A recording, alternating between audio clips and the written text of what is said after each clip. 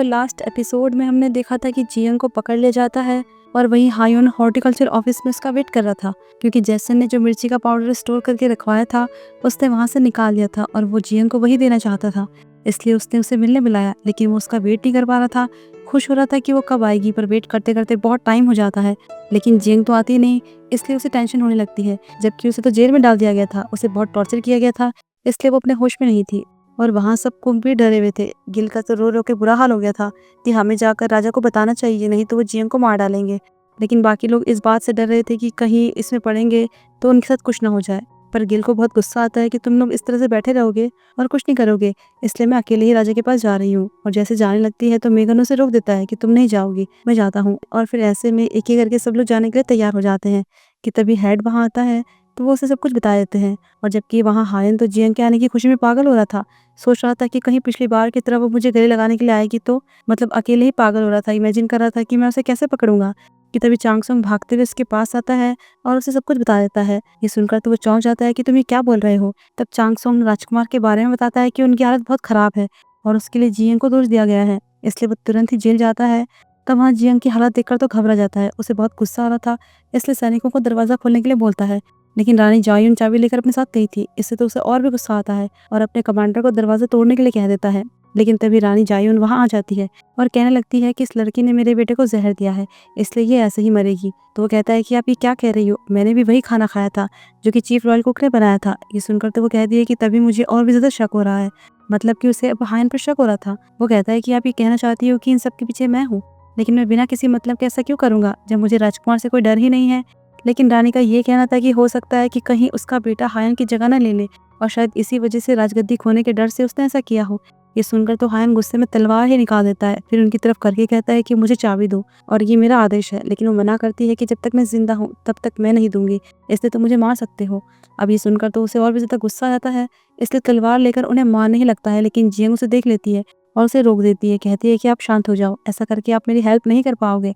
आप मुझे इन सबसे ज्यादा अच्छे से जानते हो कि मैं ऐसा कुछ भी नहीं कर सकती, इसलिए आपको ही मेरी बेगुनाही का सबूत देना होगा। वो नहीं चाहती थी कि वो इतिहास में एक क्रूर राजा बनकर रह जाए, लेकिन वो कहता है कि मुझे लगता है कि मेरा यही करना सही होगा। पर वो कहती है कि मुझे पता है कि आगे क्या होने वाला है, अगर अभी आप ऐसा कुछ करते हो तो सब कुछ बदल जाएगा और अभी तक ऐसा कुछ नहीं हुआ है, इसलिए प्लीज ये तलवार मत चलाना। पर वो कहता है कि अगर मैं यहाँ से चला गया तो तुम मर जाओगी। तो वो कहती है कि अगर आप नहीं रुके तो बाकी सब भी मारे जाएंगे। और फिर उसे कुछ समझ नहीं आता, इसलिए कहती है कि क्या आप चाहते हो कि मैं खुद को मार दूं, इसलिए प्लीज मुझ पर भरोसा रखो।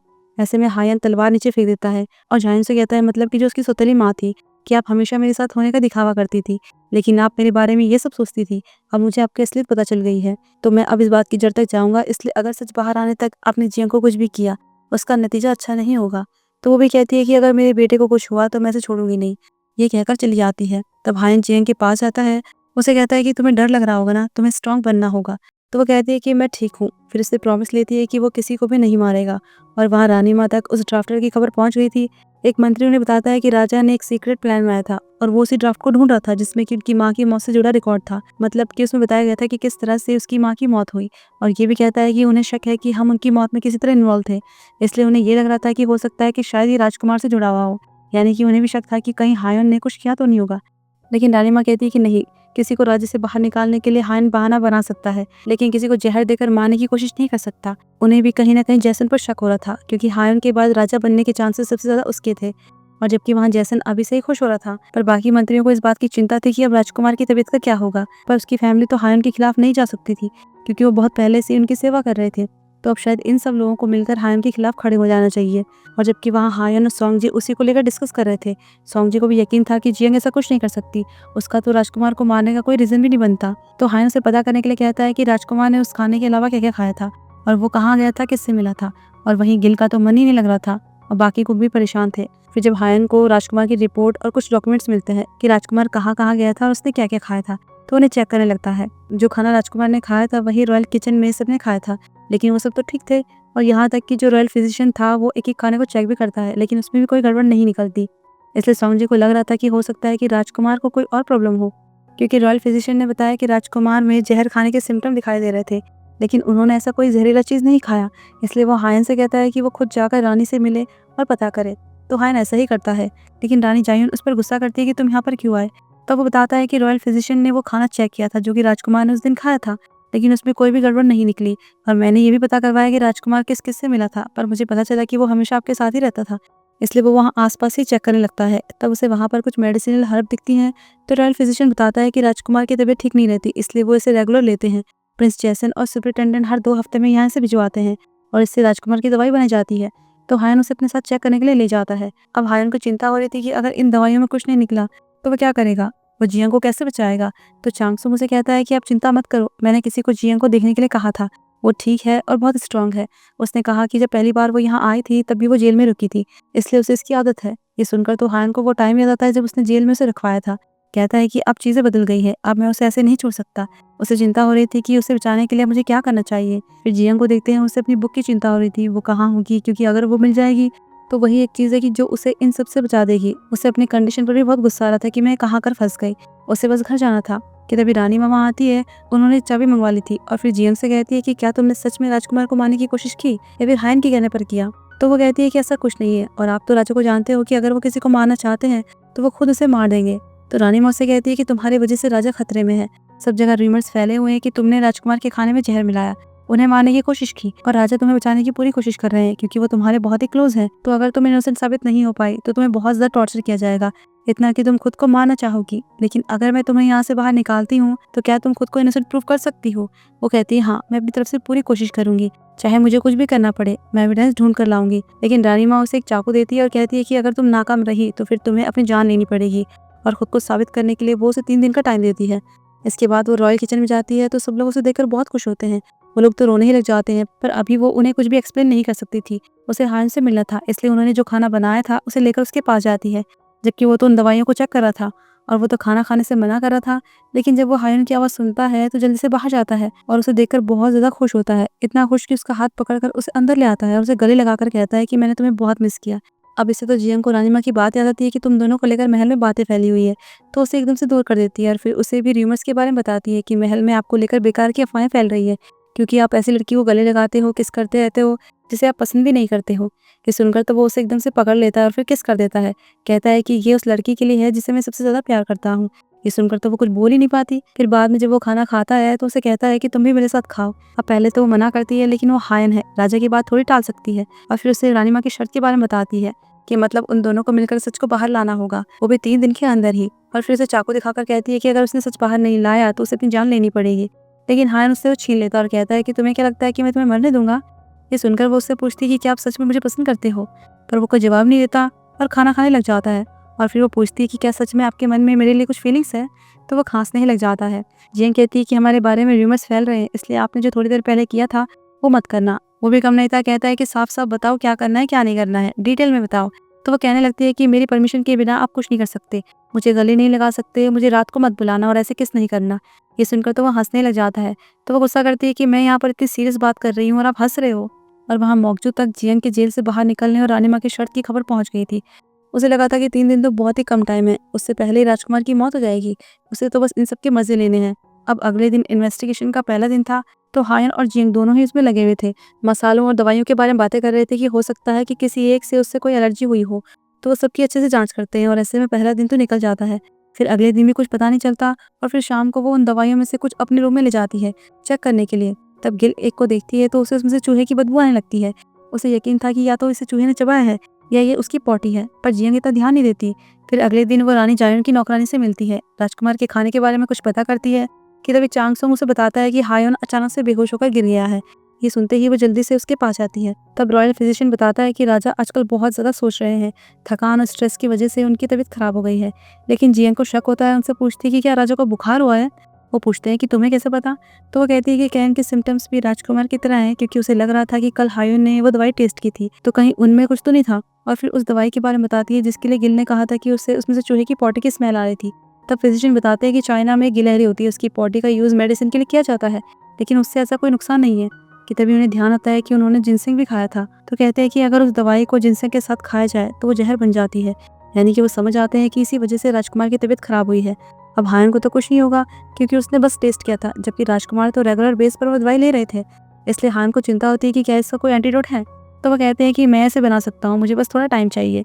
अब इससे उन्हें समझ आ गया था कि जो कोई भी इसके पीछे है उसे पता है कि उस दवाई और जिनसेंग को मिलाकर खाने से वो जहर बनता है और उसने जानबूझकर राजकुमार को टारगेट किया। इसलिए वो चांगसोंग से कहता है कि पता लगाओ किसने दवाइयों के साथ छेड़छाड़ की। फिर इसके जाने के बाद हायोंग के सर में दर्द होने लगता है, तो जियंग उसे संभालने लगती है, लेकिन वो तो उसका हाथ पकड़कर उसे अपने साथ बेड पर ही खींच लेता है। तो वो कहती है कि मैंने कहा था कि मेरी परमिशन के बिना ऐसा कुछ मत करना। तब वो कहता है कि बस इस बार मुझे करने दो, बस थोड़ी देर यहाँ पर रुक जाओ, मेरा सिर दर्द हल्का हो जाएगा। और वहाँ सोंगजे को एक फीमेल फिजिशियन के बारे में पता चलता है जो कि राजकुमार की दवाइयों की देखरेख करती थी, लेकिन कुछ टाइम से इसका कुछ पता नहीं था, किसी ने उसे देखा नहीं था और वो अपने घर पर भी नहीं थी। फिर वो ये बात जाकर हायन को बताता है कि राजकुमार की दवाइयों के साथ छेड़छाड़ उस फीमेल फिजिशियन ने की थी और वो दवाइयाँ रानी जायुन को भिजवाई थी। मतलब कि साफ है कि इन सब के पीछे वो थी, इसलिए हायन उसे उसका पता लगाने के लिए कहता है। पर जियंग को चिंता हो रही थी कि कल उनके पास आखिरी दिन है, इसलिए कल तक उन्हें इसका पता करना होगा, लेकिन वो तो गायब है तो उसे कैसे ढूंढेंगे।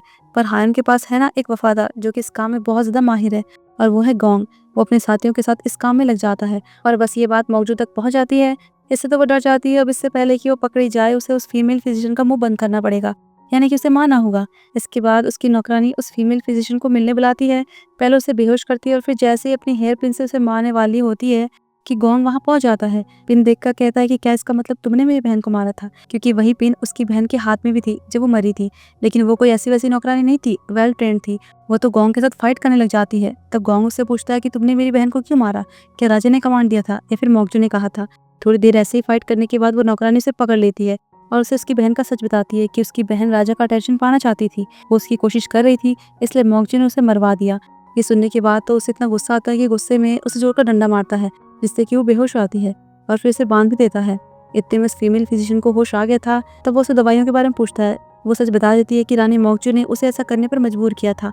और फिर जैसे ही वो बताने वाली होती है कि इन सब के पीछे जैसन है, कि तभी जैसन का ही आदमी उसे तीर से मार देता है और फिर गोंग से बचकर वहां से भाग निकलता है और जैसन को जाकर सब कुछ बता देता है। अब एक को तो उसने रास्ते से हटा लिया था, लेकिन मोक्जू की नौकरानी को नहीं मार पाया। तो जैसन कहता है कि उसकी चिंता तुम मत करो, उसे मोक्जू संभाल लेगी, और फिर उसे किसी को लाने को कहता है जिसको उन्होंने ऐसे टाइम के लिए संभाल कर रखा हुआ था। और वहाँ हायोन ने उस नौकरानी को जेल में डलवा दिया था।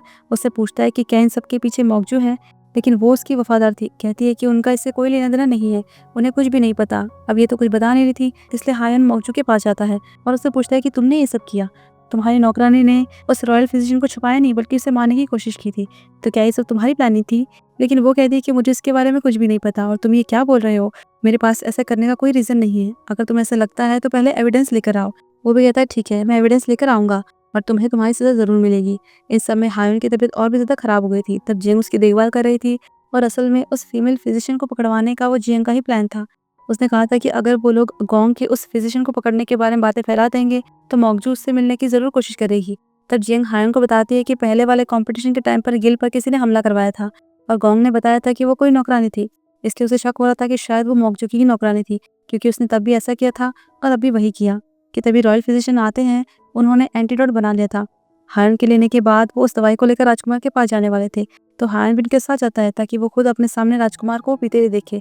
उसे पीने के तुरंत बाद ही राजकुमार की हालत थोड़ा ठीक होने लगती है, लेकिन फिर अचानक से उसकी तबीयत और बिगड़ने लग जाती है। उसे दौरा पड़ने लगता है क्योंकि वो बहुत ही ज्यादा बीमार हो गया था। उसने खाना नहीं खाया था, इसलिए दवाई काम नहीं कर रही थी। तो ऐसे में जियंग कहती है कि मैं उनके लिए कुछ खाना बना कर लाती हूँ, लेकिन रानी जायुन को उस पर गुस्सा आ रहा था कि क्या तुम मेरे बच्चे को मारना चाहती हो। पर रानी माँ से समझाती है कि अब क्लियर हो गया है कि इस सबके पीछे कौन था, इसलिए जियंग को ब्लेम करना सही नहीं है। ये सुनकर वो मान जाती है और तब जियंग जल्दी से उसके लिए एक हेल्दी डिश बनाकर लाती है, लेकिन रानी जायुन को अभी भी इस पर भरोसा नहीं था। तो जियंग उसे टेस्ट करने लगती है, पर उससे पहले हायन खा लेता है। फिर क्या था, वो राजकुमार को उसे खिला देते हैं और इससे उसकी तबीयत थोड़ा ठीक होने लग जाती है। फिर वहाँ से बाहर आते हुए अचानक से जियंग को चक्कर आने लगते हैं, लेकिन वो कहती है कि मैं ठीक हूँ। तब हायन उसे बाद में मिलने के लिए बुलाता है कि मैं तुम्हें कुछ दिखाना चाहता हूँ। अब वो तो ये सोचकर खुश हो रही थी कि शायद मेरी बुक मिल गई हो, तो वो वही देने वाला होगा, लेकिन कहीं ना कहीं उसे बुरा भी लग रहा था। और फिर नेक्स्ट मोक्जू को देखते हैं, वो अपनी नौकरानी से मिल जाती है। उसे उसकी हालत देखकर बहुत ज़्यादा बुरा लग रहा था, लेकिन फिर वो उसे गले मिलने के बहाने चाकू से मार देती है, क्योंकि खुद को बचाने का उसके पास बस यही रास्ता था। वहाँ जियंग हायन से मिलने जाती है, लेकिन उसे देखकर चौंक जाती है क्योंकि उसने तो परफॉर्मेंस वाली ड्रेस पहनी थी मुखौटे के साथ। कहती है कि आप कुछ परफॉर्म करने वाले हो, तो वो कहता है कि हाँ, मैं अपनी दादी का बर्थडे सेलिब्रेट करना चाहता हूँ। जब मैं छोटा था तो मैं ऐसे ही परफॉर्म किया करता था, और उसने जियंग को यहाँ पर इसलिए बुलाया क्योंकि वो चाहता था कि सबसे पहले वो उसका डांस देखे, फिर इसके बाद वो डांस करने लग जाता है। तो जियंग को उन दोनों के मोमेंट्स याद आने लगते हैं जो उन्होंने साथ में बिताए थे, चाहे वो अच्छे हों या बुरे। और वहीं दूसरी तरफ हम जैसन और उसके मंत्री को देखते हैं। वो उन्हें किसी से मिलवाने ले जाता है, और वो कोई और नहीं बल्कि वही हायन का ड्राफ्टर था जिसे उसने अपनी माँ के ड्राफ्ट ढूंढने के लिए भेजा था। मतलब कि जैसन ने उसे पकड़वाया था, और साथ ही वहाँ पर एक बूढ़ी औरत थी जो कि हायन की नानी थी। उनकी दिमागी हालत कुछ ठीक नहीं थी उनके हाथ में एक डॉल थी और उसके अंदर वो खून से सने कपड़े थे जो कि हायन की माँ ने मौत के टाइम पर पहने थे। ये सुनकर तो सब लोग चौंक जाते हैं और यही जैसन का अगला प्लान था कि वो ये सच रानी माँ के बर्थडे वाले दिन बाहर लाएगा। इससे राजा अपना होश खो देगा और पागल हो जाएगा, बस हर जगह तबाही मचा देगा। और वहाँ हायन जियन से पूछता है कि क्या तुम अभी भी अपनी बुक ढूंढना चाहती हो, वापस जाना चाहती हो? वो कहती है हाँ, लेकिन वो कहता है कि मैं नहीं चाहता कि तुम चली जाओ। ये सुन के तो वो चौंक जाती है कि आपको यकीन है कि मैं फ्यूचर से आई हूँ? तो वो कहता है कि जब तुमने पहली बार मेरे लिए वो बिबिम्बाप बनाया था तब मैं समझ गया था कि तुम यहाँ की नहीं हो। और हर बार जब उसने उसके लिए नई डिश बनाई तब उसे यही लगा और वो उसकी बुक नहीं ढूंढना चाहता था। इसलिए उससे कहता है कि तुम मेरी पार्टनर बन जाओ और फिर रिंग निकाल कर उसे पहना देता है कि अगर तुम मेरी पार्टनर बन जाती हो तो मैं हर रोज़ तुम्हारे लिए बिबिम्बाप बनाऊंगा। ये सुनकर तो वो चौंक जाती है और उसे एहसास होता है कि शायद इसीलिए ही उसे वापस फ्यूचर में जाने के लिए बुरा लग रहा था। और तब हायन उसे किस कर देता है और यहीं पर ये एपिसोड खत्म होता है। तो फिर हम जल्दी मिलते हैं अगले एपिसोड में।